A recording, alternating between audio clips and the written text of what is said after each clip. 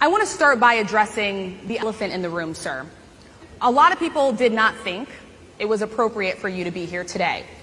You have pushed false claims about some of your rivals, from Nikki Haley to former President Barack Obama, saying that they were not born in the United States, which is not true. You have told 4 congresswomen of color who were American citizens to go back to where they came from. You have used words like animal and rabbit to describe black district attorneys. You've attacked black journalists, calling them a loser, saying the questions that they ask are, quote, stupid and racist. You've had dinner with a white supremacist at your Mar-a-Lago resort. So my question, sir, now that you are asking black supporters to vote for you, why should black voters trust you after you have used language like that?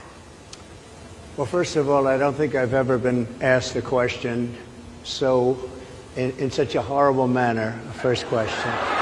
You don't even say, hello, how are you? Are you with ABC? Because I think they're a fake news network, a terrible network. And I think it's disgraceful that I came here in good spirit. I love the black population of this country. I've done so much for the black population of this country, including employment, including opportunity zones with Senator Tim Scott of South Carolina, which is one of the greatest programs ever for black workers and black entrepreneurs. I've done so much, and and I say this, historically black colleges and universities were out of money, they were stone cold broke, and I saved them and I gave them long-term financing, and nobody else was doing it. I think it's a very rude introduction. I don't know exactly why you would do something like that. And let me go a step further. I was invited here, and I was told my opponent, whether it was Biden or Kamala, I was told my opponent was going to be here. It turned out my opponent isn't here. You invited me under false pretense. And then you said, you can't do it with Zoom. Well, where's Zoom? She's going to do it with Zoom, and she's not coming. And then you were half an hour late. Just so we understand, I have too much respect for you to be late.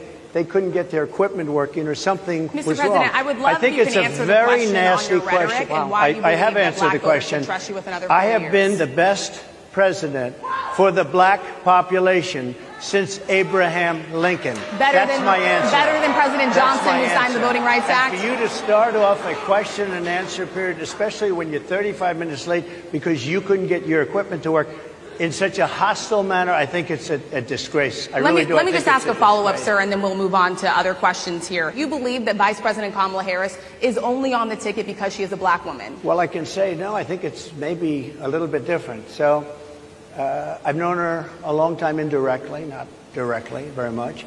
And she was always of Indian heritage, and she was only promoting Indian heritage. I didn't know she was black until a number of years ago when she happened to turn black, and now she wants to be known as black. So I don't know, is she Indian or is she black? She has always identified as a black woman. She went to a historically black college. I respect either one, but she obviously doesn't, because she was Indian all the way, and then all of a sudden she made a turn, and she became a black person. Just to be clear, sir, do you believe that she is... I think somebody should look into that, too.